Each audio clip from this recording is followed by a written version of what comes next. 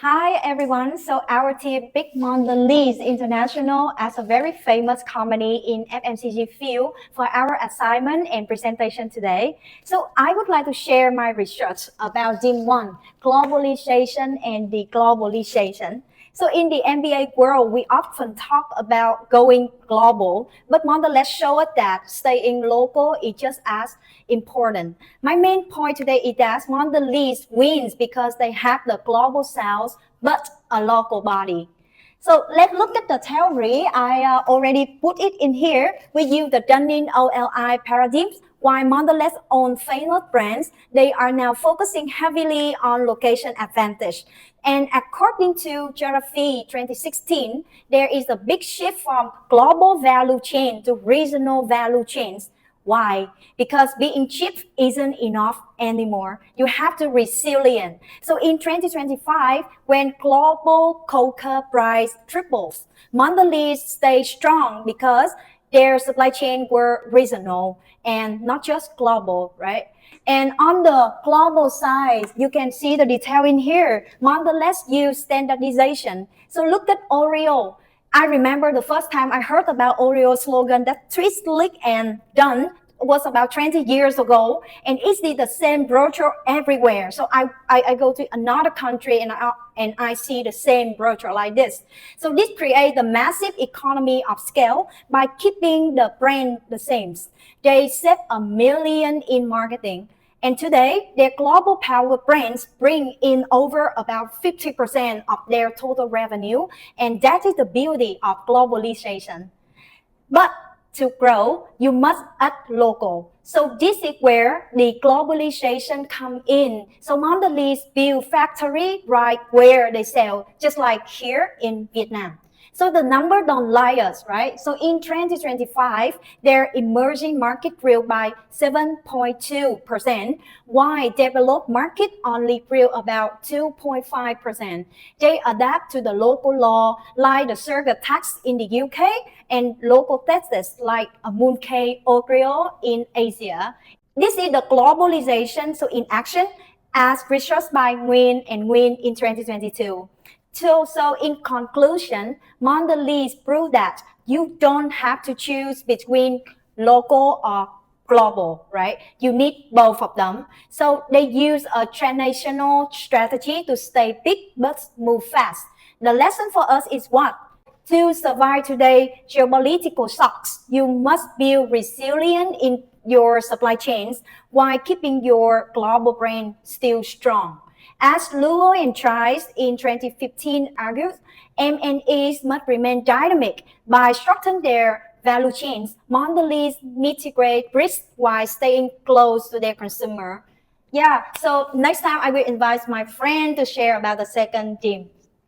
Hello everyone. About regional integration and political economy within interglobal business environment, multinational company do not only compete in the market but also operate under different policy system and regulation. As research, business decisions are shaped not only by customer demand but also by internal political and economic conditions.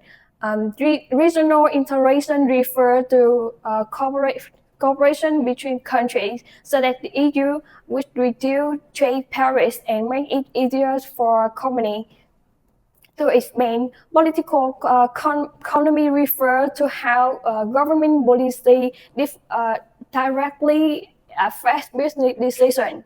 At Mondelez, regional integration is used to improve production and distribution efficiency.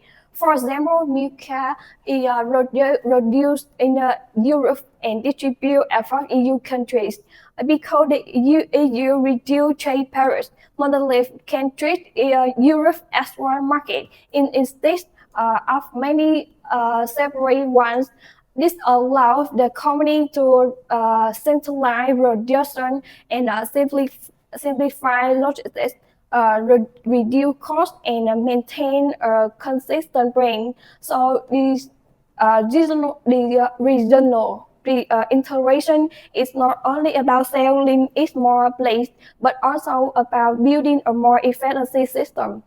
However, political economy brings challenges because it can affect both operation and brand identity. A clear example is Toblerone.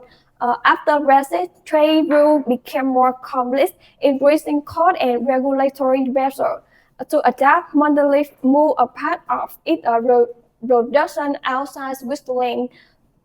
However, under Swiss law, the product can only be labeled Swiss made if it is produced in Switzerland, and as a result, Toblerone lost this label and has removed the Matterhorn mountain from its packaging, which were a key symbol of its origin and revealed its made.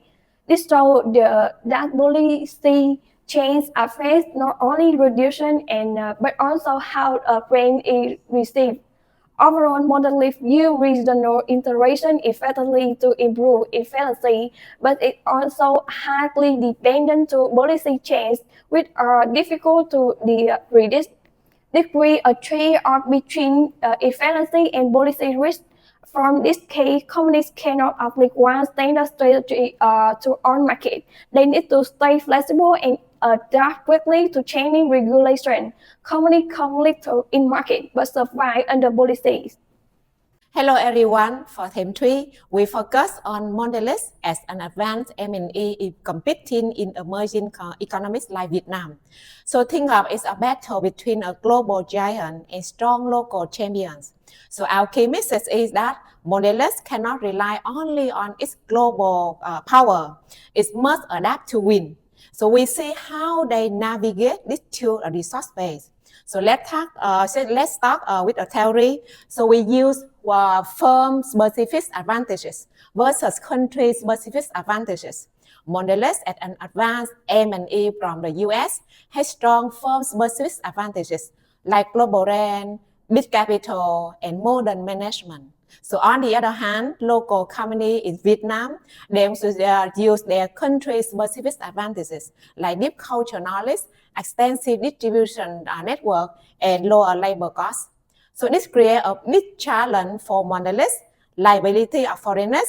They face disadvantages simply because they are foreign.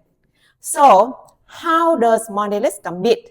So instead of fighting a low war from the zero, they use their capital firm-specific advantages.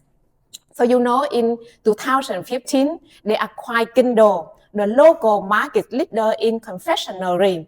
So this gave them an instant local presence and understanding, a perfect example of the globalization strategy. So they set global quality and safety standards at Berlin in 1993. But they also utilize Kindle distribution network to reach more bomb and pop stores across the country. So you know, at that time, Kindle had total 200,000 retail outlets, nearly 300 distributors, and an extensive nationwide supply chain that reached deep into rural areas, covering all 63 provinces of Vietnam. So my teammate will share with you in detail how Monderlez acquired Kindle in theme 4 later.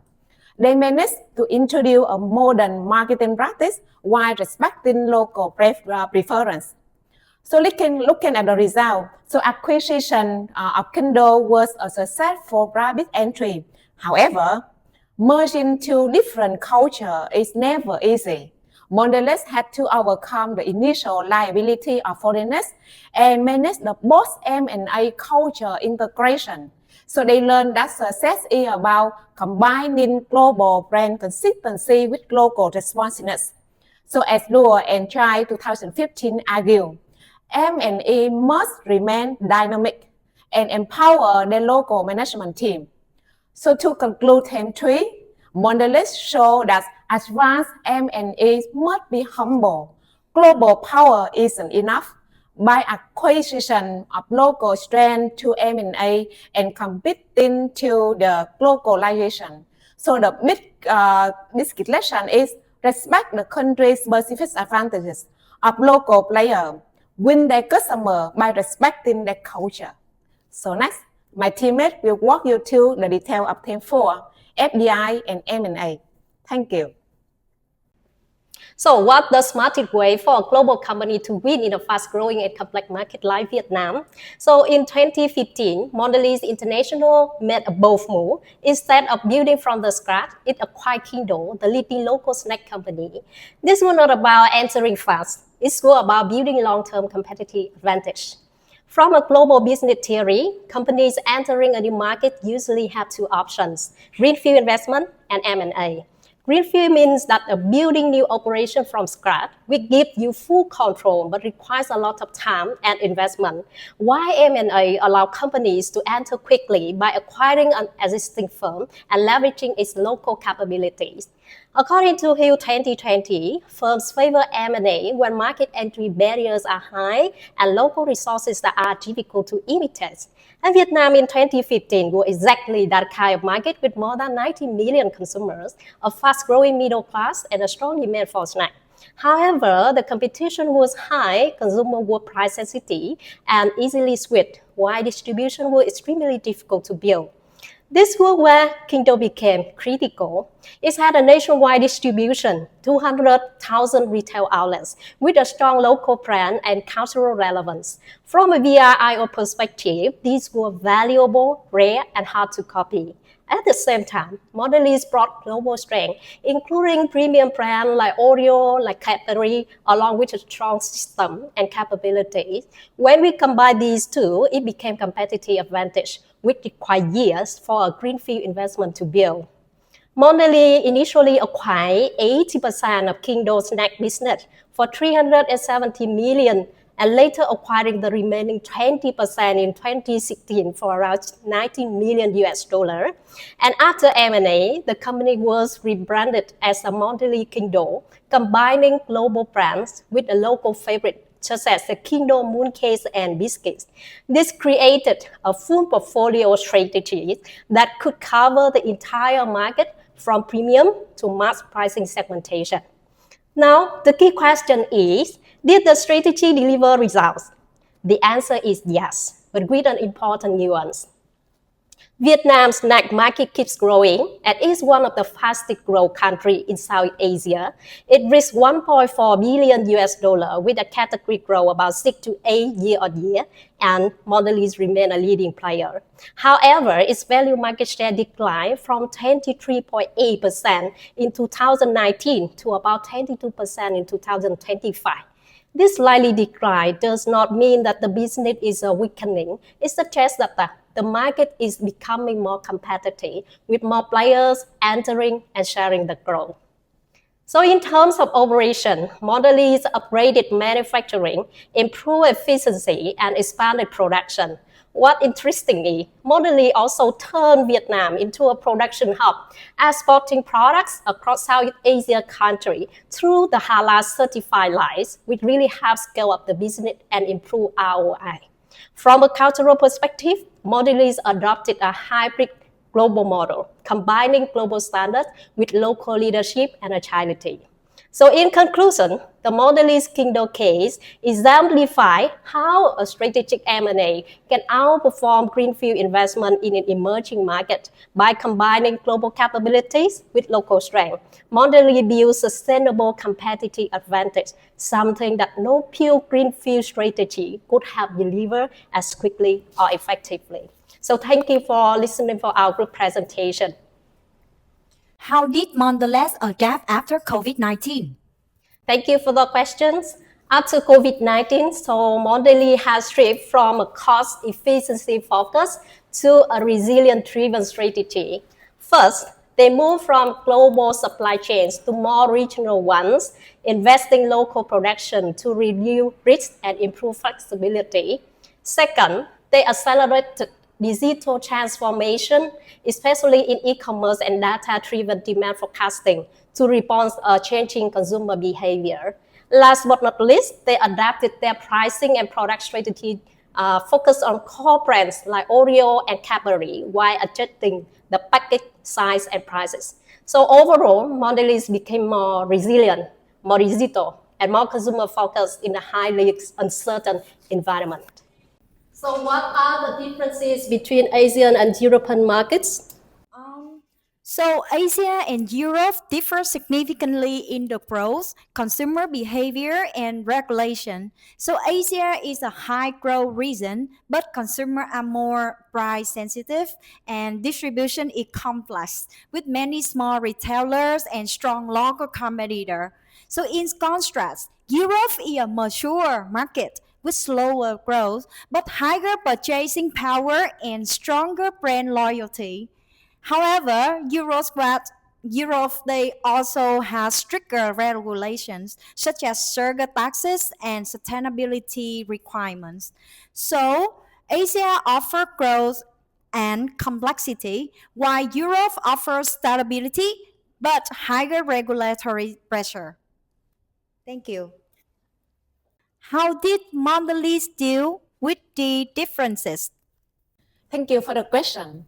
So Monderlez use a transnational strategy to balance global efficiency and local responsiveness.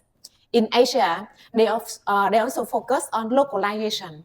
For example, by acquiring Kindle in Vietnam to gain local distribution and market knowledge, and adapting product to local states and price level. So in Europe, they focus more on standardization and efficiency, treating in the EU as a single market while adapting to regulation like sugar reduction policy. So in overall, Mondelez manages the trade-off by being efficient in developed markets and flexible in emerging markets. So that's our response for the question. Thank you for listening.